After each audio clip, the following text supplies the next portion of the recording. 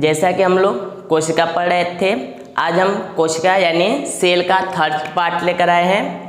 तो इसमें हम क्या क्या डिस्कशन करेंगे, माइटोकॉन्ड्रिया जिसको हम सूत्रकणिका बोलते हैं, जिसको power house of the cell भी बोलते हैं, और उसके बाद हम पढ़ेंगे गोल्जी अपरेटस या उसी को गोल्जी कॉम्प्लेक्स, गोल्जी बॉडी या लाइक गोल्जी भी बोलते हैं, और आज वैक्यूल्स यानी राजधानी, इस सब के बारे में आज फुल डिस्कशन करेंगे। इसके पहले हम इसके फर्स्ट और सेकेंड पार्ट को कवर कर चुके हैं। अगर आप हमारे ये दोनों पार्ट नहीं देखे तो आप लोग हमारे प्लेलिस्ट में चले जाइएगा या फिर हमारे वीडियो प्लेलिस्ट में या फिर वीडियो को पिन कीजिएगा, उसमें आपको मिल जाएगा। तो चलो स्टार्ट करते हैं। तो सबसे पहले देखो माइटोकॉन्ड्रिया होता है क्या है। तो माइटोकॉन्ड्रिया को हम हिंदी में क्या बोलते हैं, सूत्रकणिका। माइटोकॉन्ड्रिया को हम हिंदी में क्या बोलते हैं, सूत्रकणिका। इसको हम power house of the cell भी बोलते हैं। क्या बोलते हैं, power house of the cell. अब power house of the cell क्यों बोलते हैं, इसके बारे में हम आगे डिस्कशन करेंगे। तो पहले हम जानते हैं माइटोकॉन्ड्रिया कहाँ के खोज किसने किया था। तो देखो the first discovered in 1857 by कौन, किसने किया था, जो फिजियोलॉजिस्ट थे अल्बर्ट वॉन कोलिकर। क्या नाम था, अल्बर्ट वॉन कोलिकर। कब किया था, 1857 में। 1857 की एक क्रांति भी आप लोग पढ़े होंगे जो स्टार्ट हुआ था मेरठ से। तो वो बाद में, चलो इधर। तो सबसे पहला दिन कि पूछेगा सबसे पहले माइटोकॉन्ड्रिया का डिस्कवर किसने किया था, तो क्या बताएंगे, अल्बर्ट वॉन कोलिकर। कब, 1857 में। फिर उसके बाद एक बायोब्लास्ट मतलब लाइफ जर्म्स, मतलब के जो कह सकते हैं लाइफ जर्म्स का मतलब कि जो बॉडी के अंदर जो जीवाणु होते हैं जो लाइक बीमारियां वगैरह फैलाते हैं उस टाइप के।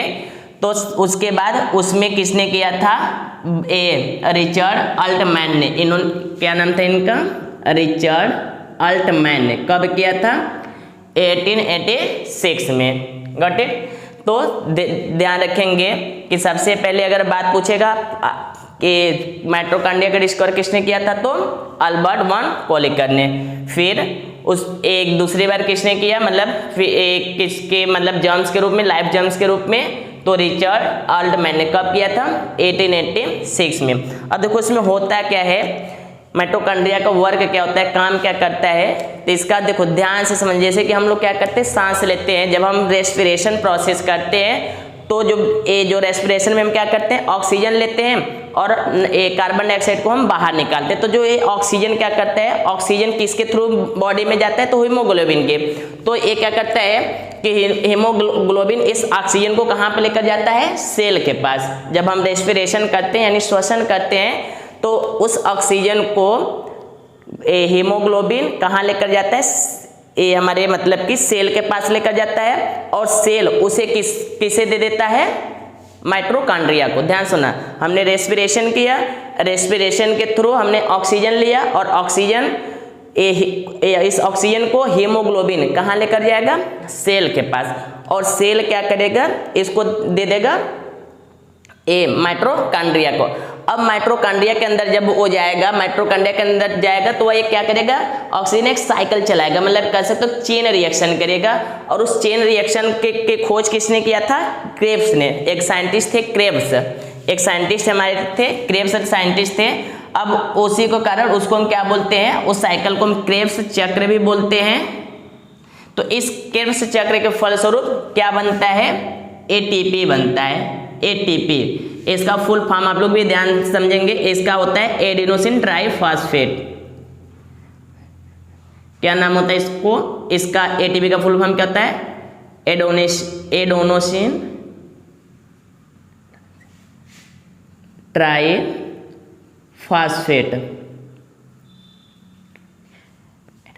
एडेनोसिन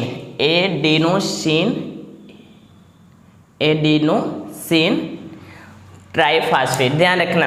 तो फिर से हमने क्या बताया कि माइटोकॉन्ड्रिया का डिस्कवर किसने किया था सबसे पहले, तो सबसे पहले अल्बर्ट वॉन कोलिकर ने किया था। कब किया था, 1857 में। बाद में लाइफ जर्म्स के फॉर्म में किसने इसका डिस्कवर किया था, तो रिचर्ड अल्टमैन ने। कब किया था, 1886 6 में। अब इसमें होता क्या है, कैसा प्रोसेस होता है, माइटोकॉन्ड्रिया में क्या होता है, तो हमने क्या बताया कि जब हम रेस्पिरेशन यानी श्वसन क्रिया करते हैं तो ऑक्सीजन लेते हैं, उस ऑक्सीजन को हीमोग्लोबिन कहाँ लेकर जाता है, हमारे सेल के पास लेकर जाता है, और सेल उस ऑक्सीजन को किसको दे देता है, माइटोकॉन्ड्रिया को। अब ये माइटोकॉन्ड्रिया अंदर जाकर क्या करता है, एक साइकिल चलाता है, यानी एक चक्र चलाता है, एक रिएक्शन करता है। इसको किसने डिस्कवर किया था, क्रेब्स ने, इसलिए उसका नाम उसी के नाम से इसका पड़ गया, क्या नाम पड़ गया इसका, क्रेब्स चक्र। क्या नाम पड़ गया, क्रेब्स चक्र। इस क्रेब्स चक्र के फलस्वरूप क्या बनता है, एटीपी बनता है। क्या बनता है, एटीपी। और ध्यान रखना बहुत इंपॉर्टेंट पॉइंट है, एटीपी 38 एटीपी मिलकर क्या बनाते हैं, एक ग्लूकोज का निर्माण करते हैं। Got it. 30 देखो कैसे हमारा एटीपी कैसे बना, तो ध्यान से हमने श्वसन किया यानी रेस्पिरेशन में क्या होता है, ऑक्सीजन को हीमोग्लोबिन सेल के पास लेकर गया, और सेल उसको क्या किया, सेल उसको दे दिया किसको, माइटोकॉन्ड्रिया को दे दिया, और माइटोकॉन्ड्रिया ने माइटोकॉन्ड्रिया के अंदर जाने के बाद वो ऑक्सीजन एक रिएक्शन करता है, एक क्रेब्स चक्र चलाता है, जिसके फलस्वरूप एटीपी बनता है। और ये 38 एटीपी मिलकर एक ग्लूकोज का क्या करते हैं, निर्माण करते हैं। कितने, 38 एटीपी मिलकर एक ग्लूकोज का निर्माण करते हैं। उसे ग्लूकोज के फलस्वरूप हमें एनर्जी मिलती है। क्या मिलता है, एनर्जी यानी ऊर्जा मिलता है। इसीलिए हम इसको माइटोकॉन्ड्रिया को power house of the cell भी बोलते हैं। क्या बोलते हैं, power house of the cell, मतलब सेल का पावर हाउस। Got it.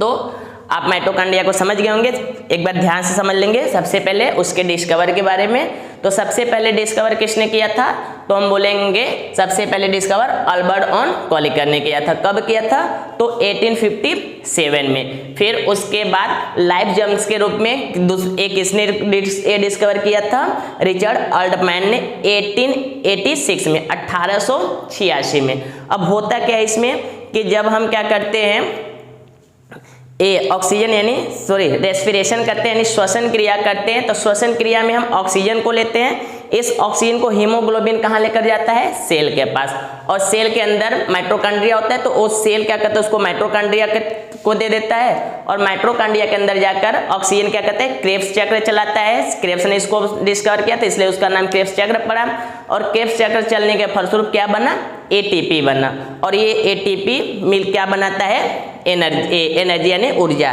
तो 38 एटीपी मिलकर एक ग्लूकोज बनाते हैं, जिसके फलस्वरूप हमें क्या मिलता है, ऊर्जा मिलता है, जिसको इसलिए हम इसको power house of the cell कहते हैं। Got it. अब इसके बाद देखो हमारा क्या है, ये अब समझना कि जैसे कि हम पढ़ा रहे हैं तो हमें सबसे ज़्यादा एनर्जी की हमें सबसे ज़्यादा एनर्जी मतलब पूरे बॉडी को सबसे ज़्यादा एनर्जी कहाँ पे चाहिए, हमारे मुंह पे अगर हम बोल रहे हैं तो माउथ को चाहिए। अगर मान लो कोई साइकिल चला रहा है तो उसको एनर्जी की ज़रूरत कहाँ पड़ेगी, पैरों में। अगर कोई भी इंसान लिख रहा है तो उसको लिखने की एनर्जी उसको कहाँ चाहिए, हाथों में चाहिए। अगर कोई बंदा दौड़ रहा है तो पैरों में चाहिए। Got it. तो इसको ध्यान रखना। तो कहने का मतलब कि जो एनर्जी बनता है माइटोकॉन्ड्रिया में मतलब माइटोकॉन्ड्रिया क्या करता है, एनर्जी बनाने का काम करता है। Got it. तो हमारे पूरी बॉडी में सेल होता है, नाखून अंगुलियों में होगा, हाथों में होगा, पूरे बॉडी में हमारे पास सेल होगा, सभी जगह होगा। क्या होगा, सभी जगह सेल होगा। तो सेल के अंदर ही माइटोकॉन्ड्रिया होता है, इसका मतलब सभी जगह माइटोकॉन्ड्रिया भी होगा और एनर्जी भी सब जगह बनेगी। तो अब देखो क्या करने का होता है कि क्या सब जगह एक जैसा एनर्जी बनने का मतलब कि हम किसी को ज़्यादा वर्क की जरूरत पड़ता है तो उसको ज़्यादा एनर्जी की चाहिए। जैसे हम दौड़ रहे हैं तो पैरों को ज़्यादा वर्क करना पड़ रहा है तो पैरों को ज़्यादा एनर्जी चाहिए। Got it. हम सोच रहे हैं दिमाग को ज़्यादा एनर्जी चाहिए, हम लिख रहे हैं तो हाथों को ज़्यादा एनर्जी चाहिए। तो मतलब होता है क्या है ना कि भाई सब देखो सब जगह बनने का लिमिट तो फिक्स है कि नहीं, सभी जगह इतना ही एनर्जी बनेगा, लेकिन हम जब काम करते हैं तो उस टाइम हमें उस पोजीशन पर एनर्जी उस जगह ज़्यादा चाहिए। तो वहाँ तक एनर्जी ट्रांसफॉर्मेशन का काम कौन करता है, तो हम बोल देंगे गोल्जी ऑपरेटर्स, या इसी को गोल्जी कॉम्प्लेक्स या गोल्जी बॉडी या फिर गोल्जी। Got it. ध्यान रखना कि ये जो एनर्जी बन गया तो किस जगह कितना एनर्जी ट्रांसफर करना है या कितना एनर्जी किसको चाहिए।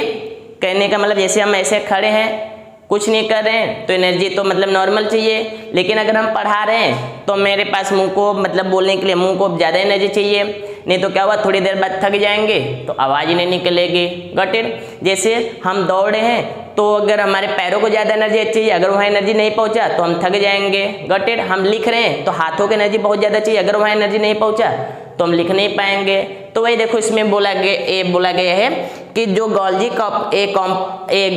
अपरेटस होता है या जिसको हम गोल्जी कॉम्प्लेक्स या गोल्जी बॉडी के नाम से जानते हैं, नॉर्मल में केवल गोल्जी ही बोलते हैं। तो एक गोल्जी का काम इतना ही होता है कि ये क्या करता है, एनर्जी जहाँ पे जिस जैसा एनर्जी इसको चाहिए उस एनर्जी का ट्रांसपोर्टेशन यानी कि परिवहन, एनर्जी के परिवहन का काम कौन करता है, मतलब ऊर्जा पहुँचाने का काम कौन करता है, तो हम बोल देंगे गोल्जी ऑपरेटर्स यानी Golgi body. Got it. Golgi body का काम क्या है कि जो एनर्जी बन गया इस एनर्जी को क्या करते हैं, कितने इस एनर्जी को कहाँ पर कितना पहुँचाना है, किसको ज़्यादा जरूरत चाहिए, ये कौन देखता है, गोल्जी ऑपरेटर्स।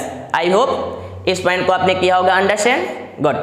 तो समझना हमने क्या बताया गोल्जी बॉडी के बारे में कि ऊर्जा बन गया, एनर्जी बन गई, उस एनर्जी को किस जगह पे पहुंचाने का ट्रांसपोर्टेशन यानी परिवहन का काम कौन करता है, गोल्जी बॉडी। चलो अगला हमारा है रसधानी।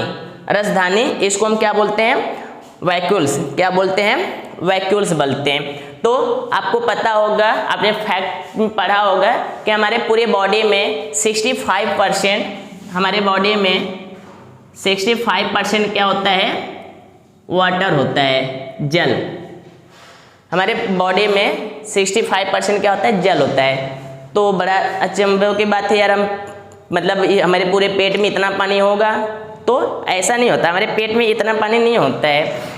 एक जो पानी होता है, जो 60% पानी होता है वो कहाँ पे होता है, सेल में होता है। सेल में मतलब वो जो वैक्यूल्स होता है उसी में इस पानी को क्या किया जाता है, संरक्षण किया जाता है। तो ये देखो कुछ जो जानवर होते हैं, प्लांट होते हैं, उनके वैक्यूल्स बड़े होते हैं क्योंकि उनको नॉर्मली हमेशा पानी मिलता नहीं है, तो वो अपने जल को संरक्षित करके रखते हैं।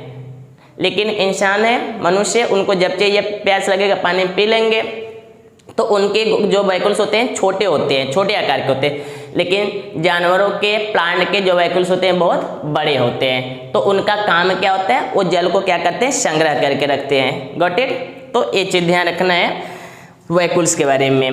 तो आई होप आपको तीनों पॉइंट समझ में आया होगा, माइटोकॉन्ड्रिया, गोल्जी अपरेटस या गोल्जी बॉडी या फिर वैक्यूल्स। तो इतना आई होप आपको अच्छे से समझ में आ गया होगा। एक बार आप इसको अच्छे से स्क्रीनशॉट ले लीजिए।